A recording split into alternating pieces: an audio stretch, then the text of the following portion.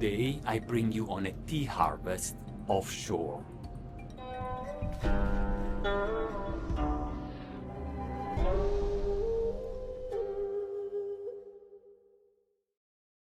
This is nannuoshan, I'm Gabriele. Let's start with some Japanese geography. Japan is not only one island, it's many. At the heart there is Honshu, to the south Kyushu, and beyond Kyushu a ferry ride brings you to the tiny island of Tanagashima. Home of the very first harvest of the year.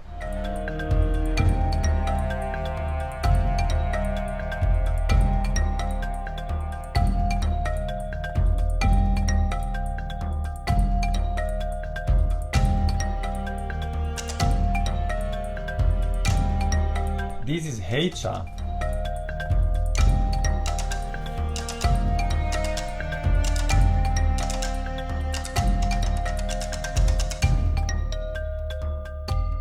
Master Ibasan, is our supplier for Shuntaro Shincha and Shuntaro Wakocha, the two early spring Japanese teas that we sourced very early in the year.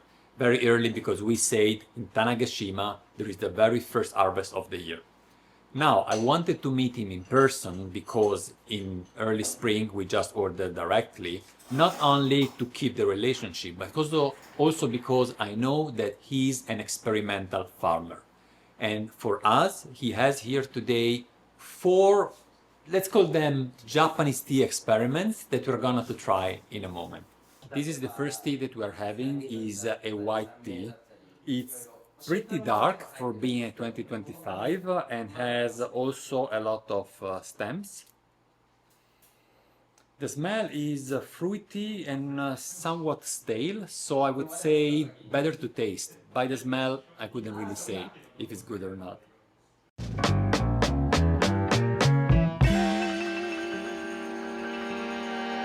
Arigatou gozaimasu. Actually, I want to smell the wet leaves. I have to say already the wet leaves smell better than the dry leaves. The dry leaves are a little bit stale, but in the wet I don't get that. Yeah, they are much more fragrant.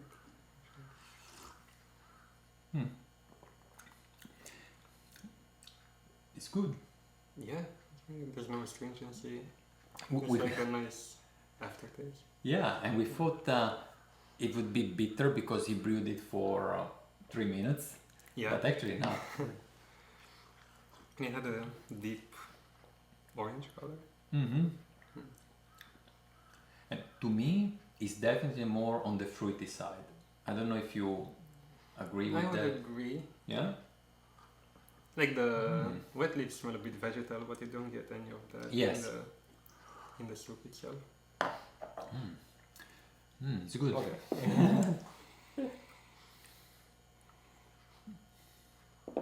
And this is these years, right? Yeah. Yeah.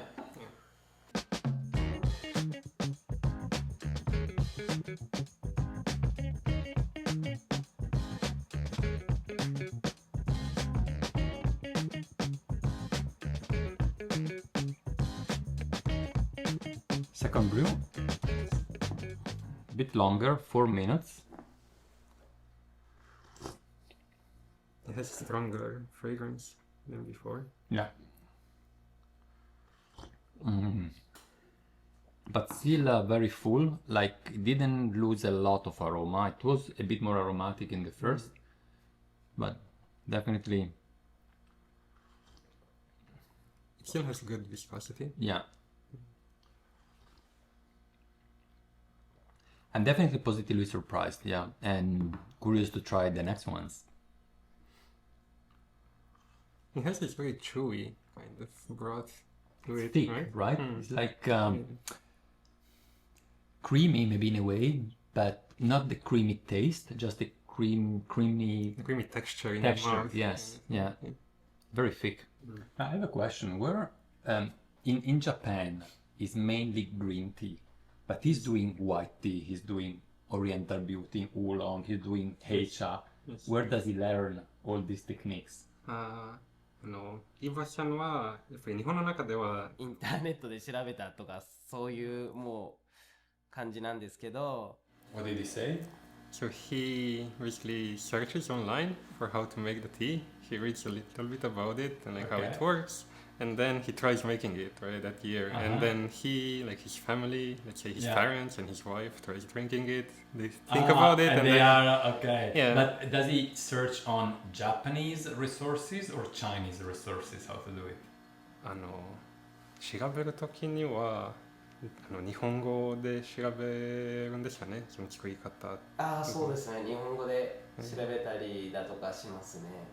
Only in Japanese. Only in Japanese. Only Japanese. Next up is the Japanese oriental beauty.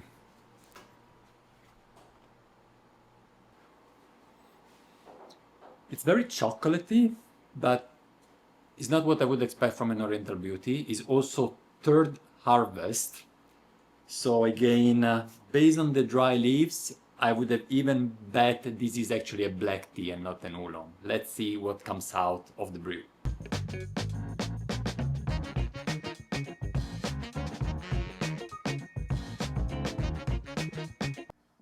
It is more like a black tea and it is a little bit sour to me.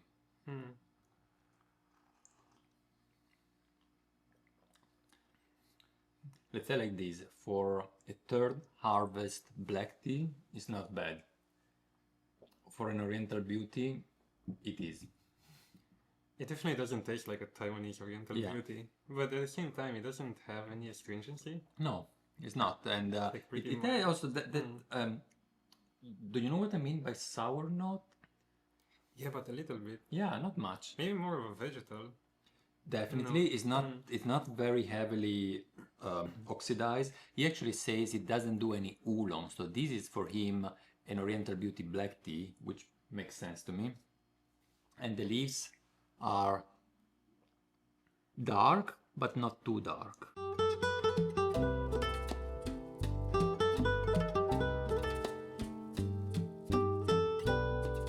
This is the only factory of Ibasan. It is a two-person business. He and his father pick the leaves, process the leaf, and sell them online. And that's also the reason why he was saying he doesn't have any time for doing business abroad. We are the only customer abroad buying tea directly from him, although there are other shops in Japan that buy his tea and then sell it further to the US and Europe. I was wondering why the tea here has very little bitterness and astringency, very unusual for Japanese tea. And Ibasan was explaining that the soil in the northern part of Tanagashima is very clay rich, differently than in Tanagashima, where actually the tea is famous for having a pretty bitter taste.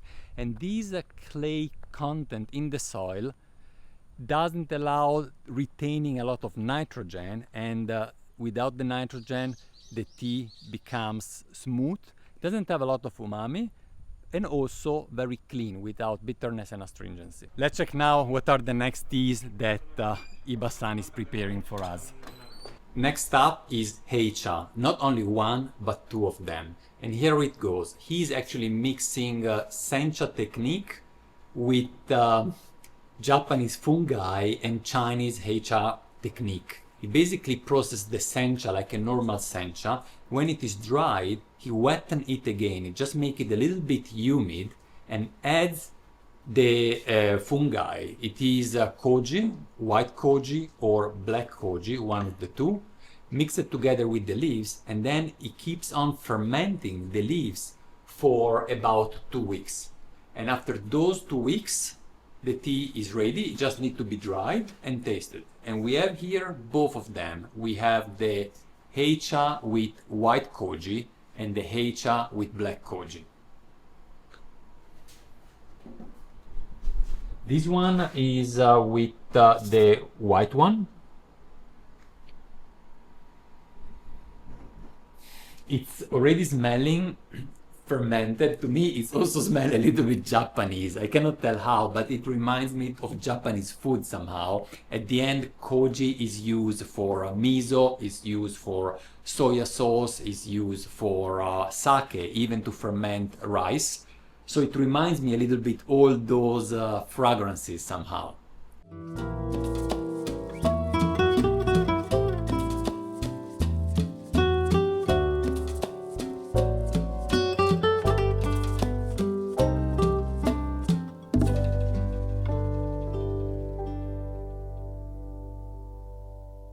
Okay. Ready for the white go. Koji experience?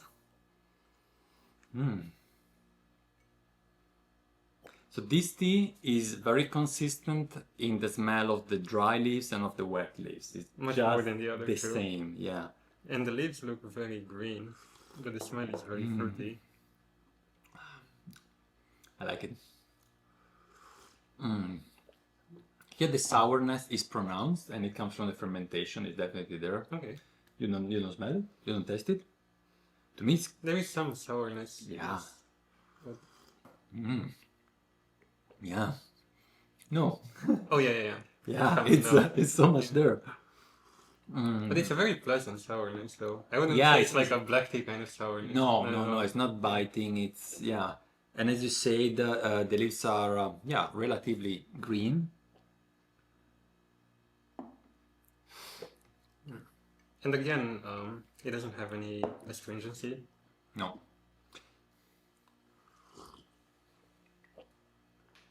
And the aftertaste is a bit stronger than the other two, than the white tea and then the... Yeah, by far, and I would say it's a classic Heicha from the taste. It reminds me to other, not so much Chinese Heicha, but I had already Japanese Heicha. There is even a video all about Japanese Heicha. Really? Yes, and this one is more on the soft side. It's not too heavy, so for me, it's very nice summer Heicha. Yeah. I wouldn't connect too much with winter actually because it's not so warming and is a little bit green in a way. Very easy to drink. Yeah, easy to drink. Yeah. I would curious to try the black one now. I was wondering why they don't do matcha and they don't do gyokuro here, and the reason is still the same: the soil, or almost that. The soil we said is rich of clay. And he was saying that since it doesn't have a lot of umami, it's very clean, you don't want to do matcha where you want an umami rich cup. Similarly for gyokuro, he was saying also there, gyokuro, you search that umami taste, these plants with this soil here are not very suitable for it. Moreover, by covering for several weeks the bushes suffer. And he says that in his opinion is not worth. So he doesn't do any gyokuro, he sticks to sencha and all the many experiments that we are seeing today. Next up with the black Koji. Here we have the two teas. They look similar, but this one has a little bit more stems, the black one. And it's much more intense in smell. The aroma is way stronger, so I'm curious also how the taste will be. Yeah, the black is much more sweet, but the And white intense, is like a yeah. cleanliness. And we Yeah. have more tea. Yeah, also. It's so hot here.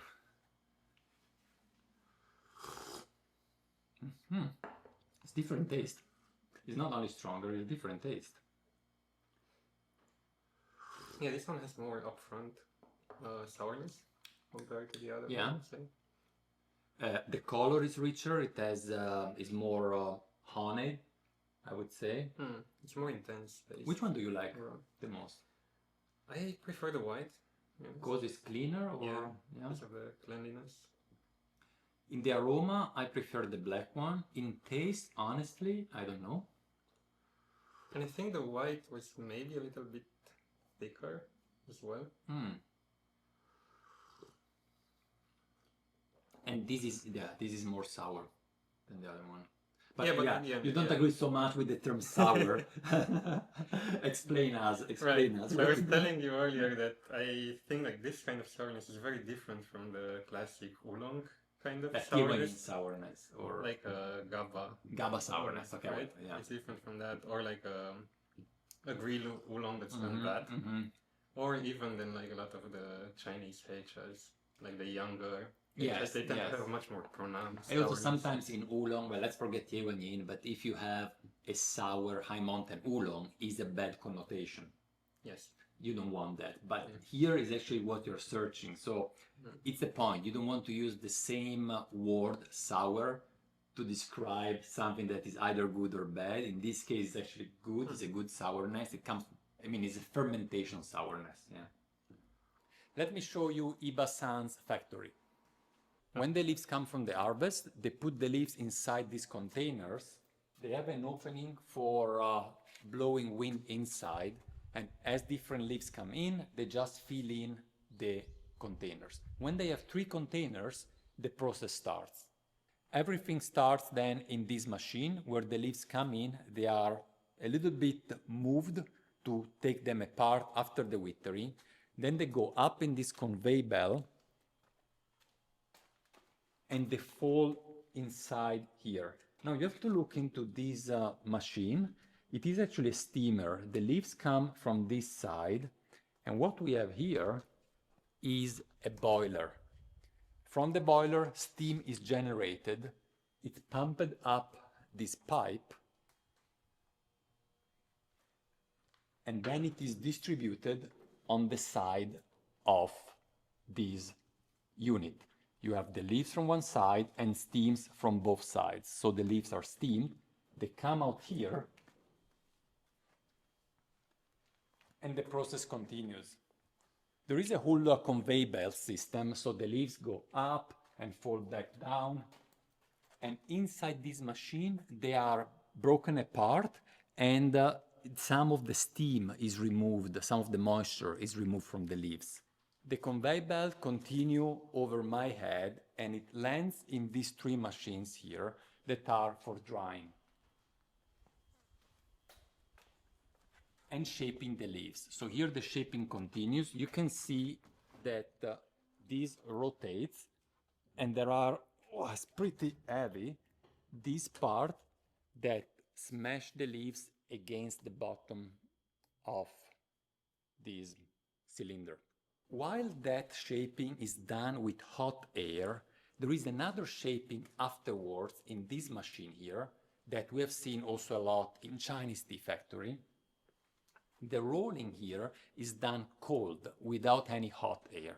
After the dry rolling, the leaves go in this container here to remove additional moisture.